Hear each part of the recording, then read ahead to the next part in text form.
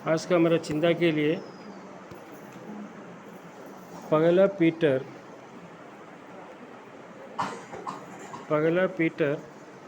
उसका 4 अध्याय 12 से लेकर 16 तक। हे प्रिय माने तुम मान परीक्षा निमंते जो दुख भोग रूप अग्नि उपस्थित होइछि ताहा अद्भुत घटना बोली मन करी आश्चर्य ज्ञान करो नहीं, बरं जो परिमाण रे ख्रीष्टଙ୍କ दुख भोगर सहभागी होवछ से परिमाण रे आनंद कर, जेपरि ताहाको महिमा प्रकाशित हेबा समय मध्य तुमने महानंद रे आनंदित हबो। जो माने ख्रीष्टଙ୍କ नाम सकाशे निंदित हो ताहले तुमने धन्य, कारण गौरवमय आत्मा अर्थात ईश्वर को आत्मा तुम मानक ठारे अधिष्ठान करुअछंती। एणु तुम मान को मध्यरु केही हत्याकारी कि चोर कि दुराचारी कि अनधिकार चर्चाकारी होई दंड भोग न करू, किंतु केही जदि क्रिश्चियन हेबारु दंड भोग करे ताले से लज्जा बोध न करू, बरं एही नाम हेतुरु ईश्वरଙ୍କ महिमा कीर्तन करू। परमेश्वर का नाम का महिमा हो। थोड़ा एक बार मैं हिंदी में वो दो तीन पद पढ़ने के लिए मैं चाहूँगा। उसका 12 पद है, हे प्रियो, जो दुख रूपी अग्नि तुम्हारे परखने के लिए तुम में भड़की है, इसे एक ये समझकर अजंबा ना करो कि कोई अनोखी बात तुम पर बीत रही है। यहाँ पे पत्रोस जो लिखा है चिट्ठी, पत्रोस इस समय एक कारागृहवासी है, एक रोमियो के अंडर में जेल में रहते समय हम जानते हैं कि पीड़ित अवस्था में है पत्रोस। कोई नहीं चाहता कि जेल में रहकर खुशी अनुभव करे। सब चाहता है कि उस बंधन से कैसे भी छुटकारा पाकर अपना घर जाएं, घर के बीवी और बच्चों सहित रहें। हर व्यक्ति चाहते हैं, कोई नहीं चाहता कि जेल में कारागृह में रहना। लेकिन पत्रोस जो चिट्ठी लिखा है वो एक अवस्था में है, पूरा निराशा में डूबे हुई अवस्था में, एक दुख अवस्था में। बल्कि अगर प्रभु वो बंधन को छोड़कर कारागृह से बाहर कर दे तो प्रभु के लिए बहुत कुछ कर सकता था। ये उनका आलोचना या हमारा आलोचना। हम कभी कभी सोचते हैं कि हम ये बंधन में रह रहे हैं, अगर हमको छोड़ दे तो हम बहुत कुछ कर सकता था बोल के। वो प्रभु का योजना नहीं है। अगर हम बीमार में है, डायबिटीज होकर बहुत मूर्छित अवस्था में पहुंचा है, हमारा अंग एक वैगल्य अवस्था में है, जो बलहीन अवस्था में है, प्रभु का योजना है वो। अगर पत्रोस कारागृह में रहा, प्रभु नहीं जानते कि पत्रोस को अगर छोड़ दूं, कारागृह से बाहर कर दूं, वो सारे दुनिया में जाकर प्रभु का सेवा कर सकता था अच्छा से। कि ये पत्रोस से भी अधिक जानते हैं। कौन जानते हैं? प्रभु जानते हैं। प्रभु को कोई सिखाने का कोई ज़रूरत नहीं है, लेकिन उनका एक उद्देश्य है, उनका एक प्लान है हमारे जीवन में। हर भाई बहनों का बारे में प्रभु का एक योजना है। हमारा साधारण बुद्धि में हमको थोड़ा सा कठिन लगेगा, दुख लगेगा, एक कड़वा लगेगा, मीठी नहीं लगेगा। लेकिन उस कठिनाई हम जो सामना कर रहा है, उस कठिनाई प्रभु का सामने एक मीठी का समय है। ये हमें चिंता करना, ये हमें विश्वास करना बहुत ज़रूरी है। और यहाँ पे लिखा है, हे प्रियो, मतलब जो प्रिय लोग, हम किसको प्रिय बोलते हैं? जो अप्रिय नहीं है। जो अप्रिय नहीं मतलब कौन है? हमारे बंधु लोग, हमारे खास दोस्त लोग, हमारे कलीसिया के लोग, ये सब हमारे लिए प्रिय है कि नहीं? लेकिन उस प्रिय लोग भी, जिसने चिट्ठी लिखा है पत्रोस जैसे, वो भी एक पीड़ित अवस्था में है। ऐसा नहीं कि जो पत्रस जो कारागार में रह रहा है और पत्रस जिसको चिट्ठी लिख रहा है वो पूरा आनंद में है, नहीं। ये पद पढ़ने से हमको मालूम 12 से 16 तक अगर हम पढ़ें और घर में भी बैठकर पढ़िए थोड़ा सा, हमको क्यों कष्टता आते हैं जो हम कभी नहीं सोचता है। ऐसा वियोग, ऐसा ऐसा समस्या हमारे जीवन में क्यों आते हैं, ये पहले जानते हुए पवित्र आत्मा ने पत्रस द्वारा चिट्ठी लिख के हमको दिया है, एक पत्र रूप में। ये खाली पढ़ने के लिए नहीं, हो सकता है कि ऐसा एक अनुभव हमारे जीवन में हो। वो हे प्रियो बोलकर पत्रस जब संबोधना करते हैं, जो वो प्रिय में कौन लोग भी है, उम्री के लोग भी है, उम्री के विश्वासी लोगों को भी लिखा हुआ है। क्या इसका मतलब हम भी उस पीड़ित अवस्था में या बीमार अवस्था में या समस्याओं के साथ और प्रतिकूल अवस्था में हम भी रहते होंगे? ऐसा नहीं कि ये सब विषय से अलग होकर एक सुखमय जीवन हम बिताएं तभी हम प्रभु का संतान, नहीं, कभी नहीं। बस एक ही उदाहरण है कि पत्रस और प्रेरित पौल, स्टीफन इत्यादि अनेक परमेश्वर का बड़े दास, हम लोग उनका सामने कुछ भी नहीं है। बड़े दास लोगों का जीवन का चरित्र, जीवन का इतिहास अगर हम पढ़ें, उन लोगों का सबका जीवन में कष्टता छोड़कर कुछ भी नहीं था, है कि नहीं? हम जानते हो ना, हम जानते हैं। तो इसलिए यहाँ पे लिखा है, और एक बार मैं वो 12 पदों पे पढ़ने के लिए चाहूँगा। हे प्रियो, जो दुख रूपी अग्नि है, हमको ये यहाँ के जो प्रिय लोग कहाँ से गुजर रहा है? उन लोग कहाँ हैं अभी? पलंग में है? एसी रूम में है? नहीं, अग्नि रूप है, दुख में एक अग्नि के समान। अग्नि हमको जानते हैं, हम क्या है अग्नि? एक बार अगर थोड़ा सा अगर जल गया, हाथ जल गया, इतना दर्द हमको अनुभव करेगा कि पूछो मत। उसका वो जलन इतना अधिक है कि सहन नहीं पाता है।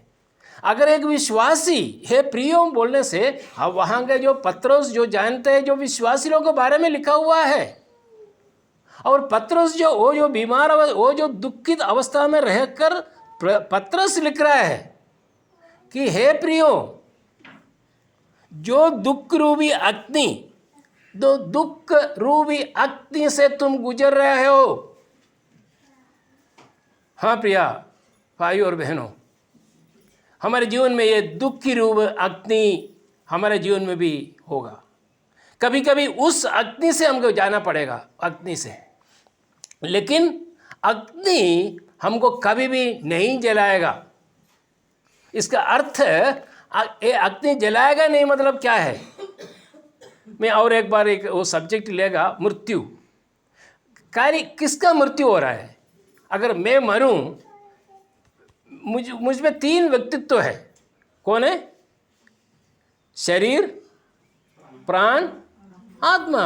ये 3 व्यक्तित्व मिलकर थॉमस कुटी हूँ। अगर थॉमस कुटी मर गया तो मेरा देही, मेरा प्राण और आत्मा कभी नहीं मरता, कभी नहीं मरता। मृत्यु मतलब जो है, थॉमस कुटी मर गया मतलब मेरा शरीर मर जाते हैं, मेरा शरीर मिट्टी में मिल जाते हैं। वो बाइबल में लिखा हुआ है, मिट्टी से तुमको बनाया और तुम्हें मिट्टी में मिल जाएगा। मिट्टी में जो मरना मतलब मेरा प्राण और देही, प्राण और आत्मा कभी नहीं मरता। क्योंकि वो जो चोर को प्रभु ने क्या कहा था? अभी आज तुम मेरे साथ परदीसा में बैठे। वो कौन है? वो उनका प्राण और आत्मा नहीं मरता। ये नहीं सोचो कि हमारा आत्मा और प्राण और शरीर तीनों मर जाते हैं, नहीं। और ये भी लिखा कि शरीर जो है, शरीर का दाम कितना है? पहले कोई बोल रहा था कि 6 रुपया है बोल के, शरीर का, ये शरीर का 6 रुपया है। हम ये शरीर के लिए हम इतना व्यस्त कर रहे हैं, जो सुबह से लेकर शाम तक जो है, अगर ओटी मिलेगा तो ओवर टाइम भी करते हैं, और 8 बजे से लेकर 12 बजे तक ड्यूटी करते हैं और आने के बाद भी हमको फुर्सत नहीं है। किसके लिए? हमारे 6 रुपया दाम का जो शरीर के लिए है। हम नहीं मरता है, इसलिए लिखा है कि वो निद्रा हो रहा है, सो रहा है बोल कर लिखा है कुछ समय के लिए। आइए हम ये स्थान पर हम आते हैं कि एक ऐसा एक अग्नि समान दुख हमारा जीवन में आ सकते हैं हमको, लेकिन हमको जलाएगा नहीं। हमको मालूम है दानिएल अग्नि में डाला था, है? तो वहाँ पे अग्नि से गुजरना पड़ा, लेकिन वो जला है क्या? जला नहीं। कुछ प्रॉब्लम हुआ है क्या? प्रॉब्लम नहीं हुआ। क्यों नहीं हुआ? बोलता कि ऐसा अग्नि रूप दुख में तुमको सहना पड़ेगा, तुम उस रास्ते से जाना पड़ेगा, लेकिन प्रभु हमारे साथ है। इसलिए यहाँ पे लिखा है, और एक बार वो पद पढ़ूंगा। हे प्रियो, बहुत ध्यान से सुनना ये विषय। ये अन्य लोगों के लिए नहीं है, ये अविश्वासियों के लिए नहीं है, जो पाप करके इस दुनिया में दुनिया का इच्छा के अनुसार जो चलने वाले लोगों के लिए नहीं है। ये हमारे लिए लिखा हुआ है, जो प्रिय, उनका पत्रोस का जो प्रिय लोग है, हमारे लिए लिखा है। हे प्रियो, जो दुख रूपी अग्नि तुम्हारे परखने के लिए क्या लिखा है? ये ओडिया में क्या लिखा है वो? तो किस लिए ये दुख रूपी अग्नि रूपी दुख से क्यों हमें गुजरना पड़ता है? किस लिए? पर्पस क्या है? 12 पद है, 1 पीटर 4 अध्याय उसका 12 पद है। हे प्रियमाने, हाँ तुमମାନଙ୍କୁ परीक्षा निमंते हाँ, जो दुख भोग अग्नि। परीक्षा माने हमको परीक्षा करने के लिए। क्यों परीक्षा? क्यों? पास होने के लिए परीक्षा है। परीक्षा पास होगा। एक क्लास से दूसरा क्लास में जाना है तो एक परीक्षा है। 9वां क्लास में से 10 क्लास जाना है तो एक परीक्षा है। वो परीक्षा पास होना है। पास होने से हम कहाँ जाएगा? 10 में जाएगा। 10 परीक्षा पास होने के बाद हम कॉलेज में जाएगा। तो अभी हम एक परीक्षा से गुजर रहा है। वो अग्नि समान परीक्षा है, जो हमारा जो सोचने का, हमारे बुद्धि के बाहर है जो परीक्षा। उस परीक्षा में हमें क्या करना चाहिए? पास होना है। इस परीक्षा जो भी है, प्रिय भाई और बहनों, हम जो ये दुनिया में हम रहते समय, प्रभु का संतान के रूप में इस दुनिया में हम रहते समय, हमें परीक्षा जरूर है। उस परीक्षा इतना गंभीर होगा कि एक अग्नि समान एक परीक्षा से हमें गुजरना पड़ेगा कभी कभी, जो हमें सहने का बाहर नहीं है, सहने का अधीन अंदर में है, क्योंकि प्रभु का कृपा हमको, प्रभु का अनुग्रह और कृपा जो है हमको अधिक उस समय मिलता है। लिखा है, हे प्रियो, जो दुख रूपी अग्नि तुम्हारे परखने के लिए तुम में फड़की है, इससे ये समझकर अचंबा ना करो, आश्चर्य ना हो। हाँ, ये हम बहुत आश्चर्य हो जाते हैं, क्योंकि हमेशा हमारा मन में यह सवाल आता है, ये क्यों मेरे जीवन में क्यों हुआ? मेरा जीवन में ऐसा क्यों हुआ? ऐसा एक स्थिति क्यों हुआ मेरे जीवन में? मैं नहीं सोचा था ऐसा। अगर ये नहीं होता, ये सब समस्या मेरे जीवन में नहीं आता, मैं प्रभु के लिए बहुत कुछ अच्छा से मैं जीवन बिता सकता था। पत्रोस भी ये बोल सकता था, नहीं? पत्रोस ही बोल सकता था कि मुझे ये पैर बांधकर, पैर में चेन लगाकर, हाथ में चेन लगाकर मुझे कारागृह में डाला है, मुझको थोड़ा सा बाहर कर दो, मैं प्रभु के लिए बहुत कुछ मैं कर सकता हूँ। लेकिन प्रिय भाई और बहनों, वो प्रभु का इच्छा नहीं है। प्रभु का एक इच्छा है हमारे जीवन में, वो इच्छा कि हमें कभी कभी हमें अग्नि रूप समान एक जीवन हमको बिताना है। वो इसलिए है कि हमें परखने के लिए, परखना मतलब हमें जांचने के लिए, हमारा असली स्वभाव कब देखेगा?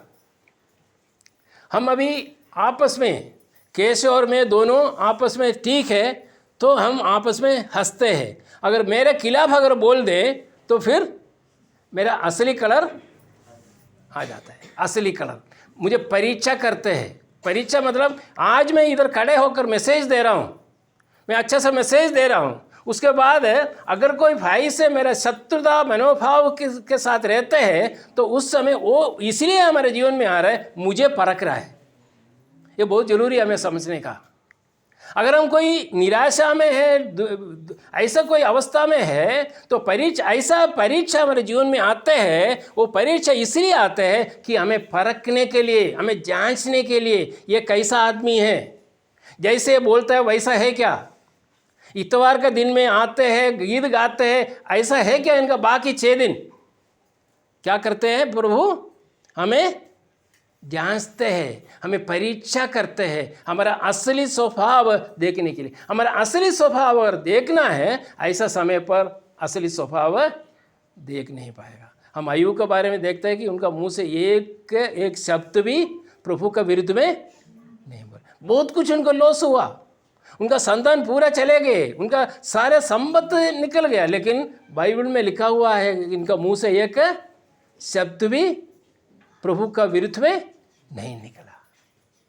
बस यही है प्रिय भाई और बहनों, हमें ऐसा एक अग्नि समान दुख से अगर हमको गुजरना पड़े तो उसका अर्थ यह है कि प्रभु हमें परख कर हमें असली विषय को हमें देखना चाहता है। सोना जो है आग में डालकर ऐसा करके क्या करते हैं, उसको सूजी करते हैं। करने से मतलब कैसे पता चलता है कि ये ठीक हो गया बोल के? हमारा चेहरा उसमें देखेगा, उस सोना में। उस सोना देखने से चेहरा देखेगा।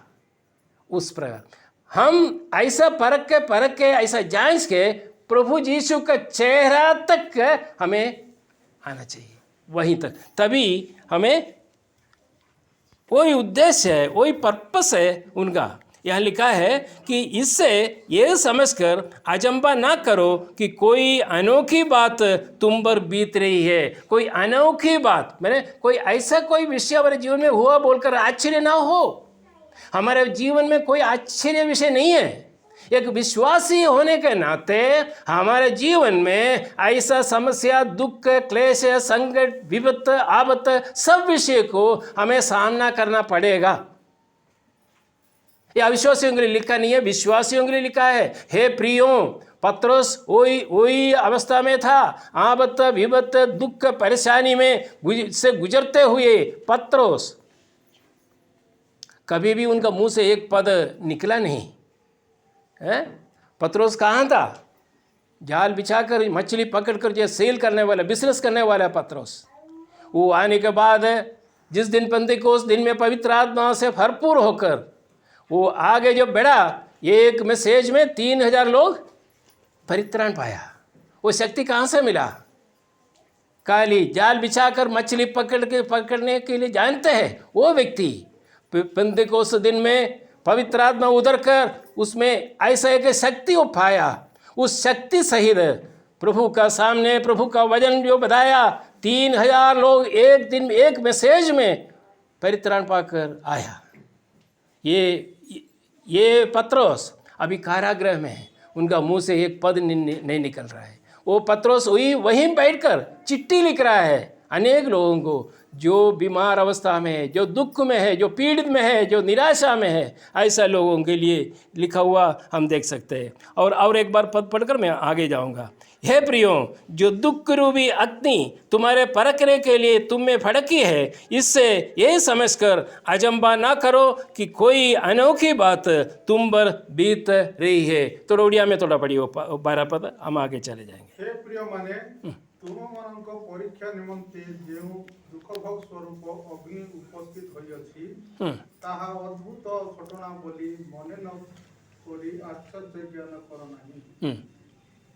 अच्छा, अभी हम 13 पद को रामाएंगे। पर जैसे जैसे मसीह के दुखों में सहभागी होते हो, आनंद करो, जिससे उसकी महिमा के प्रकट होते समय भी तुम आनंदित और मगन हो। ओडिया में थोड़ा बढ़िया 13 पद।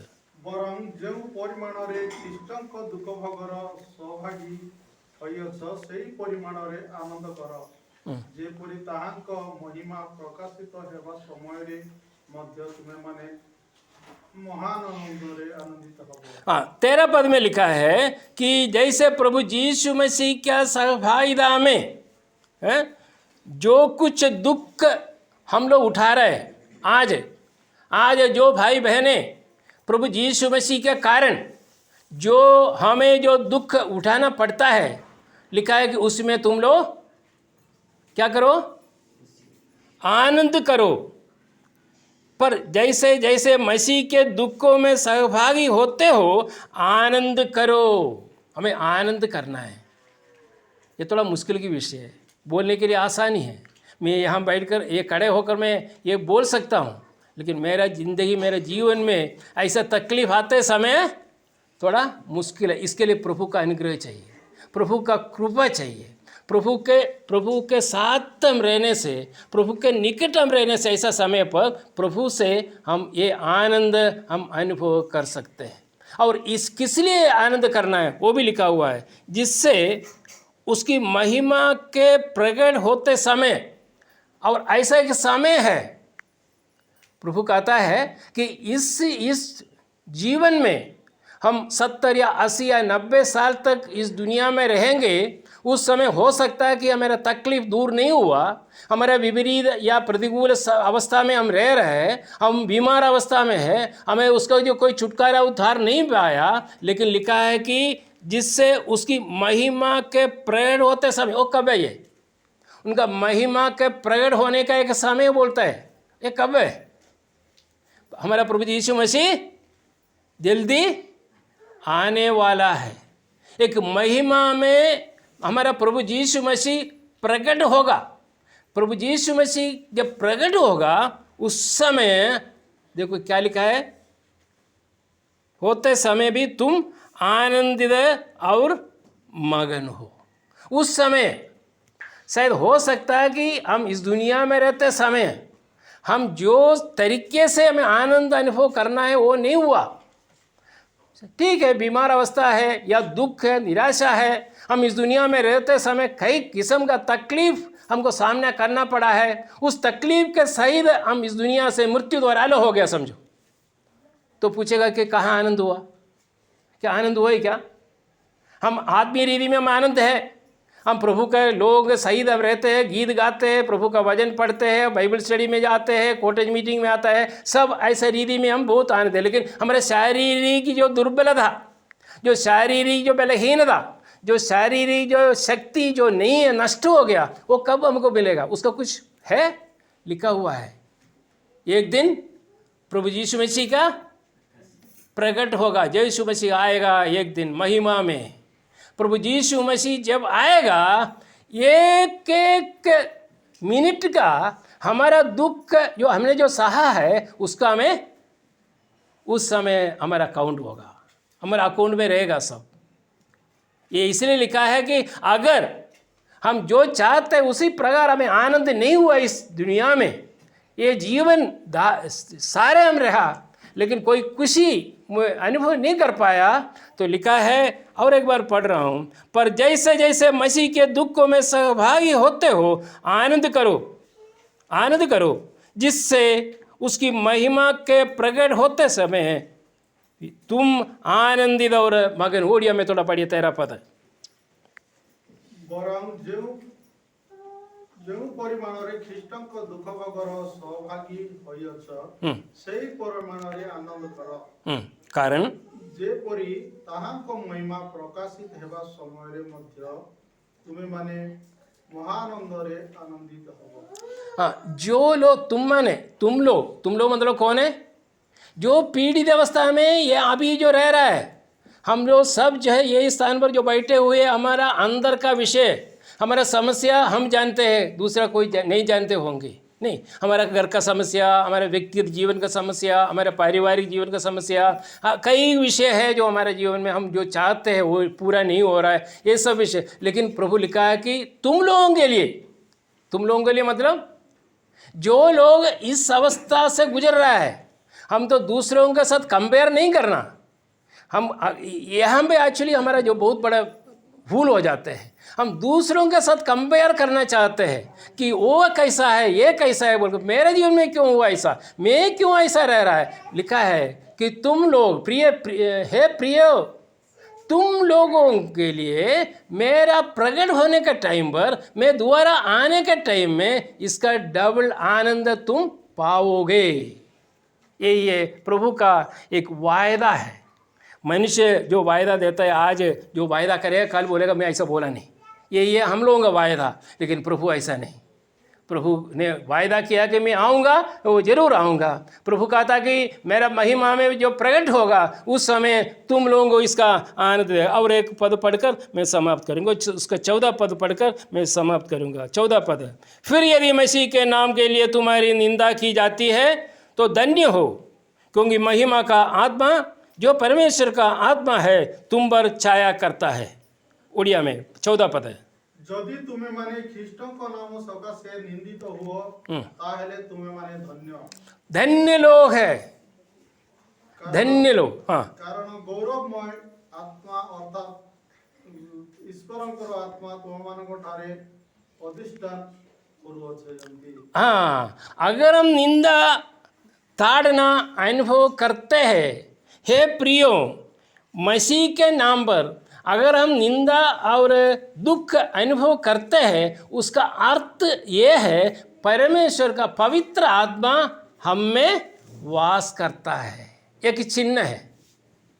अगर हम निंदा अनुभव करते हैं, हम प्रयास अनुभव करते हैं और बहुत दुखित अवस्था में है, अगर हम बीमार अवस्था में हैं, हमारे परिवार में भी सही नहीं है, परिवार में भी ठीक नहीं है, हमारे कंपनी में जो ठीक नहीं है, हर समाज में हमारा नाम ठीक नहीं है, उसी समय ये समझो कि तुम प्रभु यीशु के लिए अगर तुम निंदा अनुभव करते हैं तो तुम धन्य हो, क्योंकि महिमा का आत्मा जो परमेश्वर का आत्मा है तुम पर छाया करता है। इसका मतलब परमेश्वर का आत्मा हम में है, उसका कोई गारंटी नहीं है कि हम बहुत हमेशा हम खुशी रहेगा। वो अगर गलत धारणा अगर किसी का है तो बाइबल उसका खिलाफ है।